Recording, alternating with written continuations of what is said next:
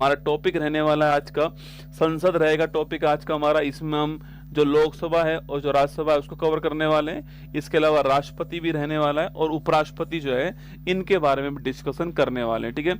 जो आपको दोस्तों मिला होगा, आपके जो आपको मैंने आपको माइंड मैप दिया है, वो माइंड मैप आपको ये वाला मिला होगा, जो कि हमारा दोस्तों पार्लियामेंट जो है उसकी बात करता है। देखो पार्लियामेंट का उल्लेख संविधान के किस आर्टिकल के अंदर है? आर्टिकल नंबर 79 के अंदर जो है पार्लियामेंट का उल्लेख किया गया, आप जानते हो।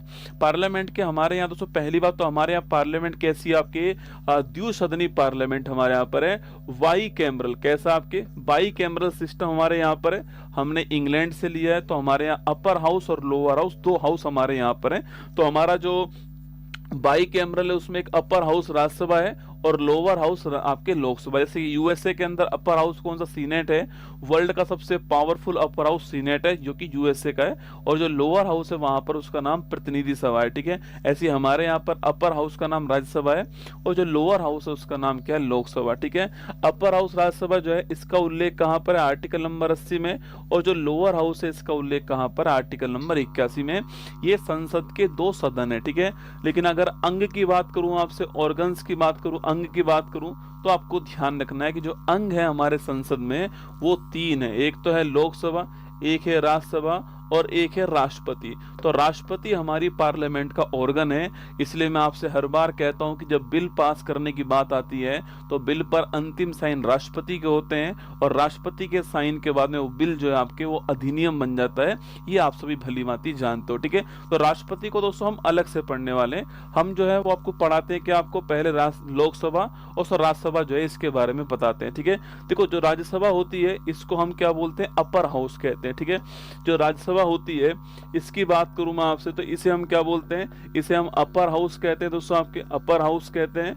और इसे हम राज्यों का सदन कहते हैं, ठीक है। इसी को हम राज्यों का सदन कहते हैं। ये भी आपको ध्यान रखना है। हाउस ऑफ स्टेट जो है इसी का नाम है, आपको ध्यान रखना है, ठीक है। और आर्टिकल नंबर किस में? आर्टिकल नंबर 80 जो है यहाँ पर इसका जिक्र जो है किया गया है। काउंसिल ऑफ स्टेट जो है ये आपकी यही है। आर्टिकल नंबर आपके 80 के अंदर दोस्तों इसका जिक्र आपके किया गया है। इसमें कुल मेंबर कितने होते? तो आपके इसके अंदर कुल मेंबर जो है 250 जो है कुल मेंबर है इसके अंदर। और 250 में से पूछूं दोस्तों आपसे तो वर्तमान में कितने आपके? तो वर्तमान में 245 पोस्ट आपके हैं वर्तमान में। इतने हो सकते हैं, इतने वर्तमान में हैं। इसमें से 12 मेंबर जो है वो किसके पास हैं?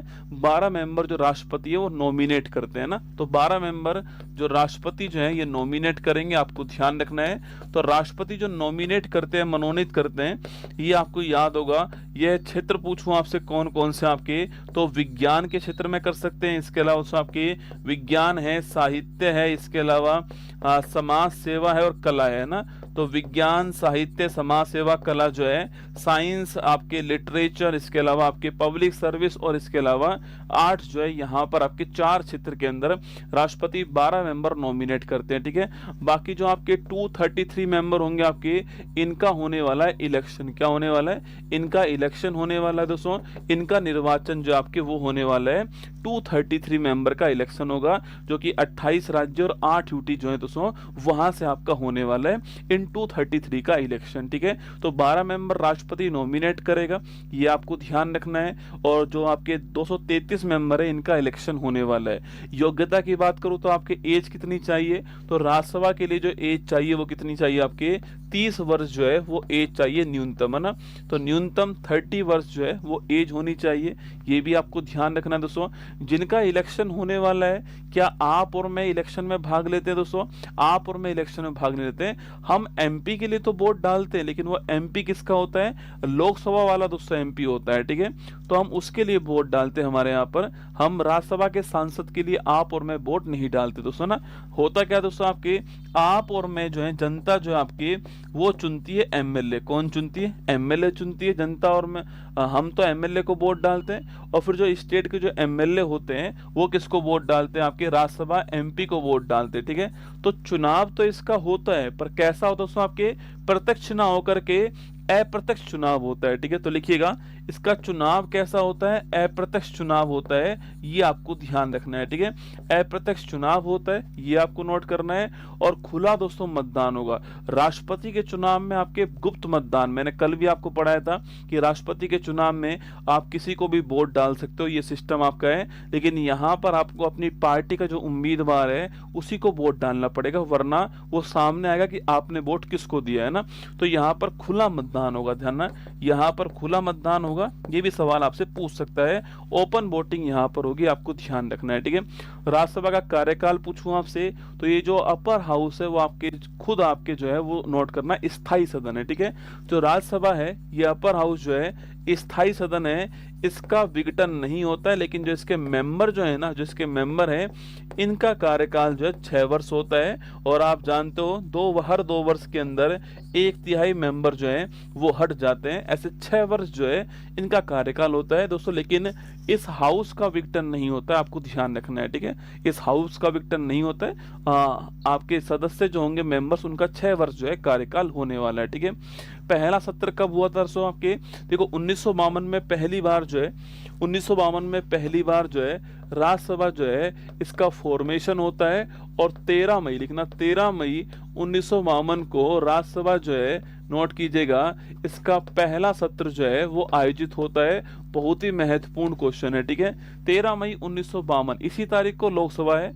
कभी सवाल पूछे कि पार्लियामेंट का पहला सत्र कब शुरू हुआ, तो इसी तारीख को होता है। पार्लियामेंट का सत्र का मतलब है राज्यसभा का सत्र चल रहा है या फिर आपके जो लोकसभा का चल रहा है, दोनों का अगर साथ में चल रहा है तो पार्लियामेंट है। अगर एक का भी चल रहा है, एक का बंद है, तो पार्लियामेंट नहीं है। ठीक है, पार्लियामेंट का सत्र का मतलब है दोनों का आपके सत्र चलना चाहिए, तो पार्लियामेंट का सत्र चलने वाला है ना।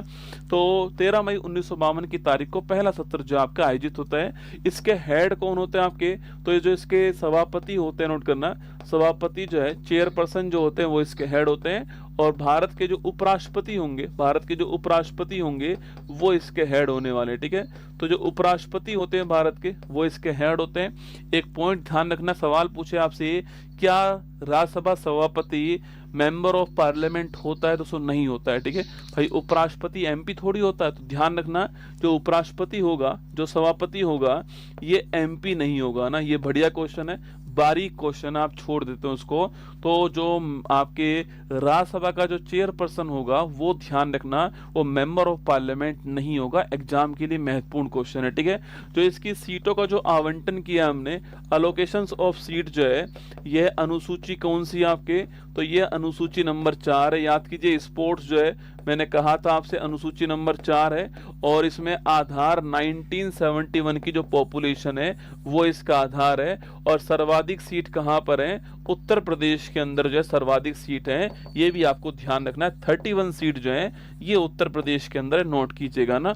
तो मैंने कहा यहाँ पर सीटों का अलोकेशन कैसे होता है, ये आपके पॉपुलेशन के आधार पर होता है। पॉपुलेशन कौन सी है, 1971 की जनसंख्या जो है इसका आधार है। और सर्वाधिक सीट कहां पर, उत्तर प्रदेश के अंदर 31 सीट जो है ये सर्वाधिक सीट है दोस्तों ना। तो राज्यसभा का हेड कौन हो गया, सभापति हो गया। ठीक है, अच्छा पहले हेड का दोस्तों नाम पूछूं आपसे कौन थे, तो पहले जो उपराष्ट्रपति थे वही इसके पहले हेड होंगे। तो पूछूं आपसे इसके पहले जो होंगे आपके सभापति जो होंगे वो पहले कौन था आपके, तो पहले नोट कीजिए आपके, वह कौन था आपके, सर्वपल्ली राधाकृष्णन जो है यह राज्यसभा के पहले सभापति थे। आपको ध्यान रखना है। ठीक है, अच्छा वर्तमान में कौन आपके, तो वर्तमान में जगदीप धनखड़ जो है आपके, जगदीप धनखड़ जी जो है ये वर्तमान में यहाँ के सभापति, आपको ध्यान रखना है। ठीक है, तो ये तो हो गए दोस्तों हेड। इसके अलावा डिप्टी हेड पूछूं आपसे, वाइस चेयरमैन कौन दोस्तों आपके, तो राज्यसभा के जो पहले वाइस चेयरमैन थे, सवाल पूछे राज्यसभा के पहले उप सभापति का नाम पूछूं आपसे, ये एग्जाम में सवाल पूछ लेता है आपसे कि राज्यसभा के जो फर्स्ट आपके वाइस चेयरमैन है उनका नाम क्या, दोस्तों आपके एस.वी. कृष्णमूर्ति राव। क्या नाम है, एस.वी. कृष्णमूर्ति राव जो है, एस.वी. कृष्णमूर्ति राव, ये राज्यसभा के पहले उप सभापति का नाम आपको ध्यान रखना है। ठीक है, ये क्वेश्चन भी आपसे पूछ सकता है दोस्तों ना। अब राज्यसभा की विशेष शक्ति की बात करूं आपसे कहां पर है, तो मैंने आपसे कहा था कल वाले कंटेंट में कहा था कि आर्टिकल नंबर 249 और आर्टिकल नंबर 312 याद करो। आर्टिकल नंबर 249 और आर्टिकल नंबर 312 जो है, ये दो आर्टिकल जो है यहाँ पर राज्यसभा जो है वो लोकसभा की तुलना में अधिक पावरफुल है। शायद आपको याद होगा मैंने राज्यसभा की विशेष शक्तियों की बात की थी दोस्तों। आपके इस 249 में लिखा हुआ था कि अगर राज्य सूची के विषय पर कानून बनाना है तो राज्यसभा जो है उस आपके बिल को या उस प्रस्ताव को विशेष बहुमत से पास कर देगा तो संसद जो है उसके ऊपर कानून बना सकती है। ये 249 था। और 312 के आपके ऑल इंडिया सर्विस के लिए था। अगर आप चाहते हो कि पार्लियामेंट चाहता है कि कोई नई ऑल इंडिया सर्विस जोड़ी जाए तो उसके लिए मैंने कहा था आपसे कि उसके लिए भी राज्यसभा जो है वो विशेष बहुमत से उस प्रस्ताव को पारित करेगा तो उसको जोड़ देंगे। और एक 200 जुड़ा भी है ना, पहले हमारे पास आईएएस और आईपीएस दो ही थी आपके, अब हमने एक और जोड़ दिया आपके इंडियन फॉरेस्ट सर्विस आईएफएस। तो ये दो आर्टिकल आपको 249 और 312 राज्यसभा की जो विशेष शक्ति है दोस्तों आपके इसके अंदर आपको ध्यान रखना है। ठीक है, अब लिखिए दोस्तों नेक्स्ट हाउस कौन सा, आपके सेकंड नंबर का जो हमारा हाउस है आपके वो कौन सा है, ये आपके लोकसभा। ठीक है, देखो लोकसभा पूछूं आपसे, पहली बात तो ये लोअर हाउस है आपके दोस्तों, लोअर हाउस है। सेकंड पॉइंट आपके आर्टिकल नंबर 81 जो है इसमें जिक्र किया गया इसका, इसको बोलते हैं आपके दोस्तों काउंसिल ऑफ पीपल कहते हैं ना। ये जो है आपके ये हाउस ऑफ पीपल है, यह जनता का सदन दोस्तों होने वाला है। ठीक है, मतलब इसमें जो एमपी होंगे इनका चुनाव आप और मैं करने वाले हैं, आपको ध्यान रखना है। ये आपके हाउस ऑफ पीपल आपको ध्यान रखना है। यहाँ पर जो एमपी आएंगे उनके लिए न्यूनतम आयु कितनी चाहिए, आपके 25 वर्ष। ठीक है, यहाँ पर जो एमपी होंगे इसके लिए जो मिनिमम एज चाहिए वो कितने, आपके 25 वर्ष चाहिए। एमपी का मतलब मेंबर ऑफ पार्लियामेंट, सांसद जो है उसकी बात करते हैं। ठीक है, राज्यसभा के इलेक्शन के लिए 30 वर्ष चाहिए, यहाँ पर 25 वर्ष चाहिए। वहां पर चुनाव दोस्तों इनडायरेक्ट था, आपने एमएलए को चुना, एमएलए ने आपके वोट किसके लिए डाल दी, राज्यसभा एमपी के लिए डाल दी। पर यहाँ पर आप खुद दोस्तों वोट डाल के आते हो ना, तो यहाँ चुनाव कैसा होने वाला है, यहाँ पर चुनाव जो है प्रत्यक्ष चुनाव होने वाला है, डायरेक्ट इलेक्शन होने वाला है। आप और मैं डायरेक्ट आपके चुनाव में भाग लेंगे। ठीक है, तो सुना दोस्तों कैसे जाएगा आप यहाँ पर, तो यहाँ पर जिस मान 15 उम्मीदवार खड़े हुए के, तो जिस उम्मीदवार को सबसे वोट मिलेंगे वो विजेता हो जाएगा। यहाँ वो सिस्टम नहीं 50% आना चाहिए आपका, नहीं, जिस उम्मीदवार को सर्वाधिक वोट मिलेंगे आपके, जैसे राष्ट्रपति के चुनाव में वहां पर 50% प्लस आना अनिवार्य है, अगर इससे कम है तो चुनाव जीता हुआ नहीं माना जाएगा। ठीक है, यहाँ पर जिसके पास तो यहाँ पर आपके बोलते हैं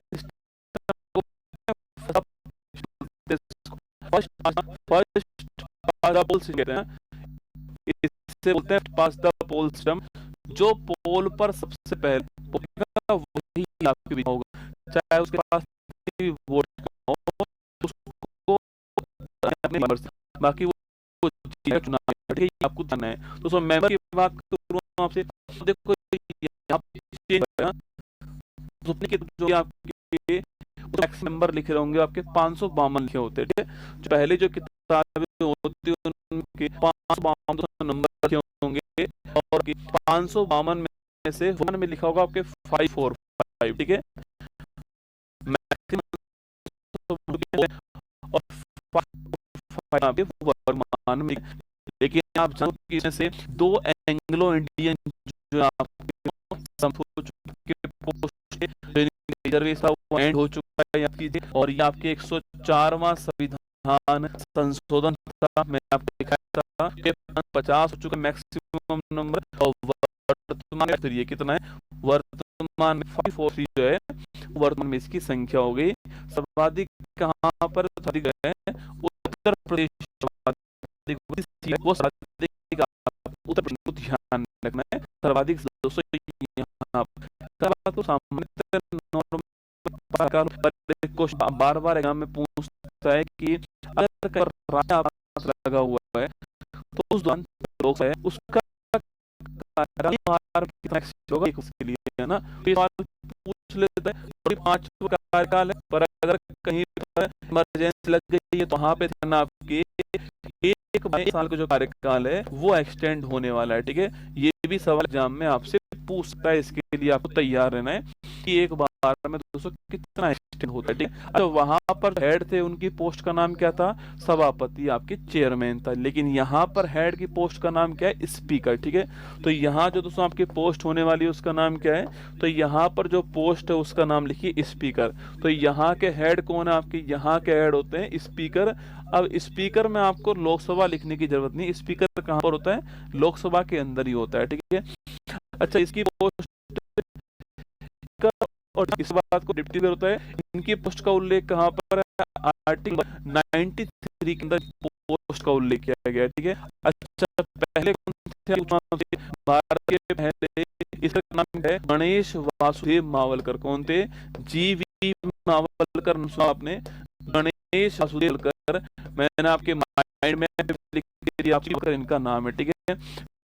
पहली महिला आपकी मीरा कौन थी, पहली महिला से वो कौन थी आपके, तो मीरा कुमारी जो है पहली महिला, इनका नाम भी आपको ध्यान रखना है, ठीक है।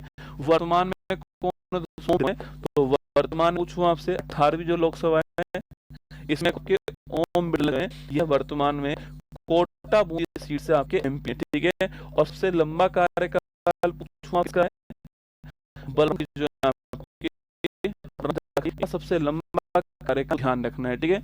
अब पहले स्पीकर तो हर किसी को दे बेटा ना, सवाल है कि डिप्टी स्पीकर कौन, आपके जो बढ़िया लेवल के सवाल होते हैं उनमें जो सवाल पूछता है, स्पीकर की बजाय आपके डिप्टी स्पीकर पूछता है, कौन थे, अनंत शैनम अयंगर जो है पहले डिप्टी करना, तो ये नोट कीजिए, कौन थे आपके, तो ये अनंत शैनम अयंगर। वर्तमान में ये पोस्ट खाली ना, अनंत शैनम अयंगर जो है, ये पहले आपको नोट करना है, वर्तमान में ये पोस्ट वैकेंट है, आपको ध्यान रखना है, ठीक है। तो ये लोकसभा के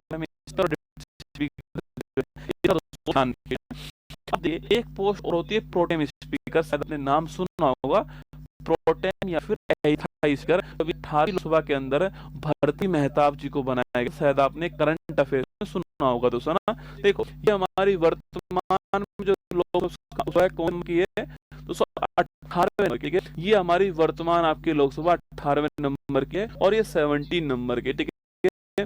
17 नंबर की समाप्त हो गई दोस्तों, 18 नंबर की अब स्टार्ट होने वाली है। नए नए एमपी आपके चुनकर आए हैं आपके, और अब जो पहले जो बैठक होगी दोस्तों आपके, अब हेड कौन होगा, उस दिन तो आपके पहले दिन जो बैठक में आपके सारे मेंबर्स बैठेंगे और वो चुन लेंगे कि भाई हमारे वाला है, तो वो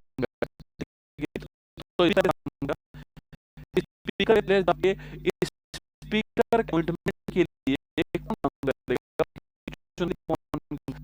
जो आपके फर्स्ट जो है वो हेड कौन होने वाला है, तो फर्स्ट डे जो है, जो इसका पहला दिन होगा आपके, इसमें जो हेड होंगे उन्हें कहते हैं हम लोग क्या, उन्हें कहते हैं हम प्रोटेम स्पीकर। क्या बोलते हैं, प्रोटेम स्पीकर कहते हैं आपके, अस्थायी स्पीकर कहेंगे।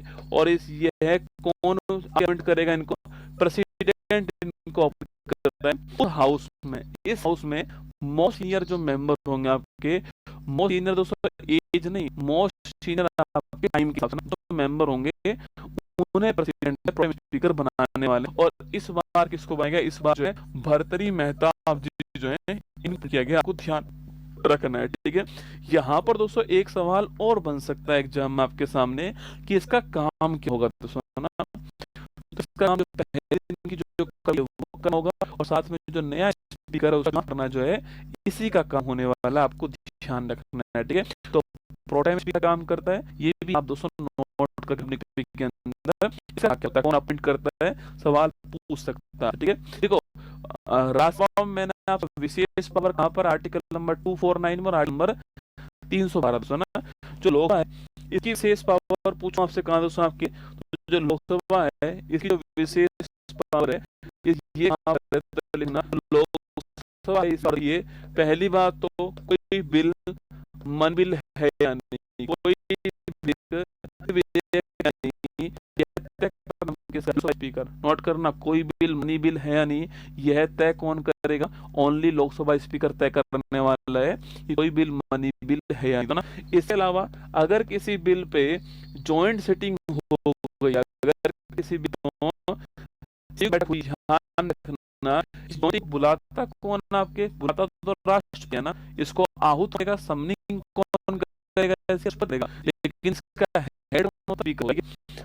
तो इस हेड होता है वो कौन के स्पीकर होने वाला है, मतलब कि ये लोकसभा की विशेष पावर के अंदर आ गया। ठीक है, अगला क्वेश्चन आप पूछो, है इसकी स्पीकर पावर की बात करूं मैं आपसे, जॉइंट सिटिंग के बारे में दोस्तों आपकी। इसके अलावा मनी बिल, मान लो हम सरकार हटा, ठीक है, अब वर्तमान सरकार आपकी पे या फिर विपक्ष को ऐसा लगता है कि वर्तमान सरकार जो है इसके पास बहुमत नहीं है, तो वो उसके खिलाफ जो है अविश्वास प्रस्ताव लाता है, नॉन कॉन्फिडेंस मोशन लेकर आता है ना, क्या आता है, अविश्वास लेकर आता है। ये विपक्ष को ध्यान है कि ये केवल कहां पर नॉन कॉन्फिडेंस मोशन केवल लोकसभा के अंदर दोस्तों आता है। इसका लॉजिक ये है कि प्रधानमंत्री बनने की, तो हम कहते हैं कि जिस दल के पास में लोकसभा के अंदर बहुमत होगा उस दल के नेता को प्रधानमंत्री बनाते हैं। तो राष्ट्रपति किसी किसको बनेंगे, जिस दल के लोकसभा के अंदर बहुमत हो, वहीं पर हम लोग राष्ट्रपति बहुमत होगा नहीं, जिस दल के पास में लोकसभा बहुमत होगा उस दल के नेता प्रधानमंत्री राष्ट्रपति अपॉइंट करेंगे। भाई हटाने पाएगी तो भी आपके हाउस कौन सा होने वाला है, लोकसभा होने वाला है। विपक्ष अब प्रस्ताव लेकर आएगा, बस सर एक है 50 एमपी के उसके पास साइन होने चाहिए, 50 एमपी के उसके पास साइन होने चाहिए, तब वह अविश्वास प्रस्ताव ध्यान रखना है। ठीक है, आप हमें लोकसभा के अंदर वाले, तो मनी बिल जो है आप सबसे पहले कहां पर आएगा, मनी बिल जो आपके ऑलवेज आएगा सबसे